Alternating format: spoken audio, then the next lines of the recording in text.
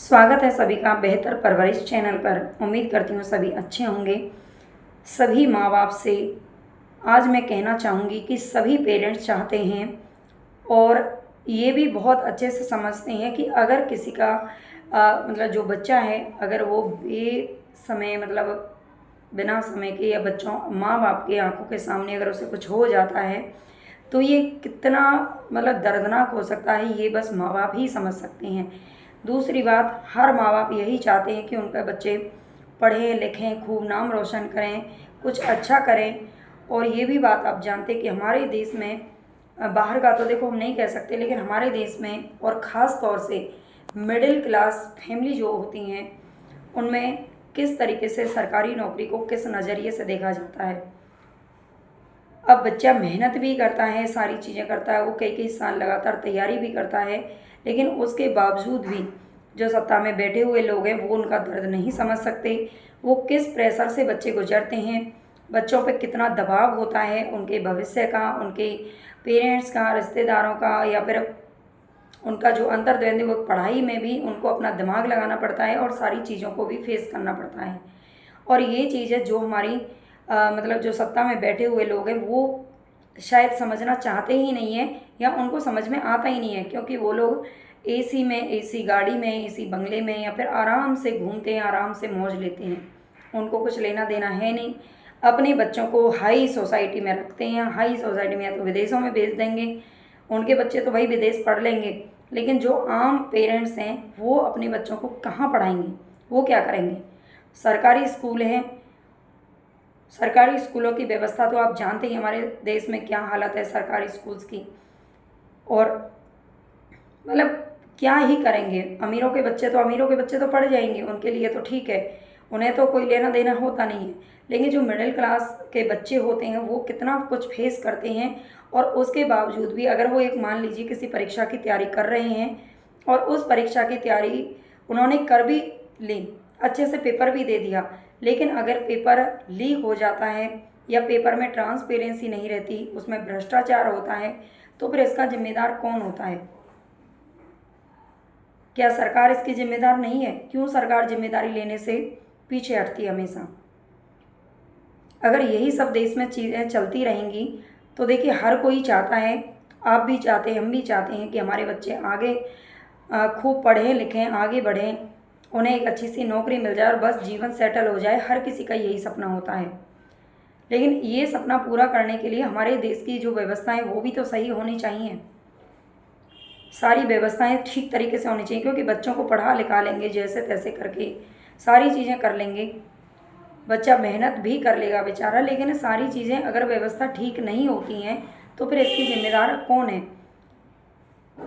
तो हमें देखिए सच के लिए हमेशा आवाज़ उठानी चाहिए, हमें ये मांग करनी चाहिए, क्योंकि देश में अगर शिक्षा ही खराब है, शिक्षा की नींव इतनी कमज़ोर है, तो कोई भी देश कैसे विकास कर सकता है। हम उन देशों की तुलना अपने देश से करते हैं जो बहुत पीछे हैं, उनसे क्यों नहीं करते हैं कि जो बहुत आगे हैं, हमसे बहुत आगे पहुंच चुके हैं। देखिए आप भी पेरेंट्स हैं और सभी चाहते हैं कि उनके बच्चे आगे बढ़ें, तो मैं कहूँगी कि आज के समय पर जो हमारे देश में हो रही हैं चीज़ें, हमें उनका साथ देना चाहिए। मतलब जो चीज़ें खराब हो रही हैं उनके खिलाफ़ आवाज़ ज़रूर उठानी चाहिए। कम से कम हम उनका समर्थन तो कर ही सकते हैं। हमें किसी राजनीतिक पार्टी से या किसी चीज़ों से कोई लेना देना नहीं है। ठीक है, पॉलिटिक्स में सारी चीज़ें थोड़ा बहुत चलती हैं, लेकिन कम से कम जो चीज़ें ज़रूरी हैं, शिक्षा आज के समय पर क्या बल्कि बहुत ही ज़्यादा ज़रूरी है। दूसरे देश, चाहे जापान को ले लो, चाहे चाइना को ले लो, चाहे अमेरिका को ले लो, चाहे ऑस्ट्रेलिया को ले लो, वो लोग हमसे आगे क्यों हैं? क्योंकि उनकी जो शिक्षा व्यवस्था है वो बहुत ज़्यादा मजबूत है, वो बहुत अच्छी है। वहाँ पर मोस्टली 100% लोग पढ़े लिखे मिलेंगे, लेकिन हमारे देश में आपको 50% भी लोग या तो पढ़े लिखे नहीं मिलेंगे, और जो पढ़े लिखे होते हैं ज़रूरी नहीं है कि वो भी पढ़े लिखे जैसी हरकत करें। और ये चीज़ें आज से नहीं है, हम बहुत पहले से ही देखते आ रहे हैं। आप हिंदी साहित्य अगर कभी पढ़ोगे, कभी आप पुरानी चीज़ों को पढ़ोगे, इतिहास पढ़ोगे, तो आपको समझ में आ जाएगा। बड़ा मन दुखता है, क्योंकि बच्चों को जब हम पढ़ाते हैं तो हम सच में ही चाहते हैं। और देखिए आपने जैसे कि कोई भी पेपर अगर लीक होता है तो उसका प्रेशर कितना बच्चों पर पड़ता है, ये या तो बच्चे जो पढ़ने वाले हैं वो समझ सकते हैं, वाकई में बच्चे वही समझ सकते हैं, है ना, या फिर उनके माँ बाप या एक टीचर समझ सकता है। हमें भी दर्द होता है बहुत ज़्यादा कि बच्चे आत्महत्या कर लेते हैं।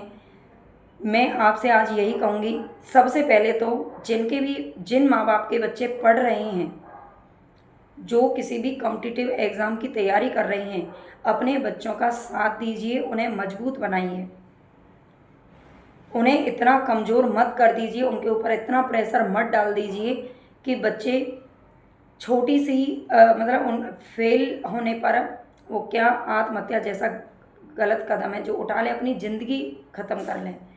इतना प्रेशर मत डालना कभी भी बच्चों पर, क्योंकि जब बच्चे इस तरह से चले जाते हैं तो बाद में जो रहने वाले हैं, मतलब जब माता पिता होते हैं, उनकी भी ज़िंदगी कहीं ना कहीं पूरी तरह से नष्ट हो जाती है। वो बस जीते हैं लेकिन उनका जीवन कहीं नहीं चल रहा होता है, और ये माँ बाप अच्छे से समझ सकते हैं। आज सच में ही कहीं ना कहीं ये दर्द होता है उन चीज़ों को लेकर। बच्चे इतने कमज़ोर हैं अंदर से कि वो ज़रा ज़रा सी बात पर टूट जाते हैं। तो सबसे पहले काम है उनको मजबूत बनाइए। दूसरी बात, अगर शिक्षा के लिए कोई आवाज़ उठाता है तो हमें उसका साथ ज़रूर देना चाहिए, और देश में हो रही जो अव्यवस्थाएँ हैं उनके खिलाफ ज़रूर बोलना चाहिए। तो जैसे कि जो हमारे देश में अभी चल रहा है, सोनम वांगचुक जी जो एक अच्छे वैज्ञानिक हैं और जिन्होंने देश को बहुत कुछ दिया है, आज जिस तरह से चाहे सरकार की कहें चाहे पुलिस की कहें, इतनी कायराना हरकत उन्होंने की है, तो इन सब चीज़ों के खिलाफ देखिए हमें भी साथ देना चाहिए। बस मैं आपसे यही कहूँगी। तो उम्मीद करती हूँ, मेरा मकसद सबसे पहले तो ये है कि जो बच्चे हैं जो पढ़ लिख रहे हैं, बेहतर परवरिश चैनल का नाम है, और इसमें ये भी बहुत ज़रूरी है कि बच्चों को सही और गलत का फ़र्क भी पता होना चाहिए, और कभी भी अपनी ज़िंदगी के साथ खिलवाड़ ना करें, क्योंकि चीज़ें हैं बदलती रहती हैं। एक रास्ता बंद होता है, बहुत सारे रास्ते खुल भी जाते हैं अगर आपने सच में मेहनत की है। मैं ये नहीं कहती कि ये ट्रांसपेरेंसी तो होनी चाहिए पेपरों में, सब चीज़ों में, लेकिन अगर आप एक बार फेल हुए तो ज़रूरी नहीं हो कि आप हर बार फेल होते रहोगे, है ना। हर कोई एक बड़ा इंसान पहले फेल ज़रूर रहा होगा, कितनी बार वो असफलता का मुंह देखता है तब जाके एक सफलता प्राप्त होती है। तो इसीलिए कमज़ोर इतना मत बनिए, आगे बढ़िए, पढ़ते रहिए, मस्त रहिए और अपने बच्चों को मजबूत बनाइए। उनको बचपन से ही सिखाइए कि हम तुम्हारे साथ हैं। उन्हें ऐसा लगना चाहिए कि हमारे माँ बाप चाहे असफलता मिले या सफलता मिले वो हमारे साथ हैं, उन्हें डर नहीं लगना चाहिए। बच्चों के मन में इतना डर मत बना दीजिए कि वो या तो घर छोड़कर भागें या फिर ज़िंदगी छोड़कर भाग जाएं। उम्मीद करती हूँ जानकारी आपको अच्छी लगी होगी। अच्छी लगी हो तो सब्सक्राइब जरूर कर लेना, चैनल को लाइक कर देना और शेयर खूब करना। नमस्कार।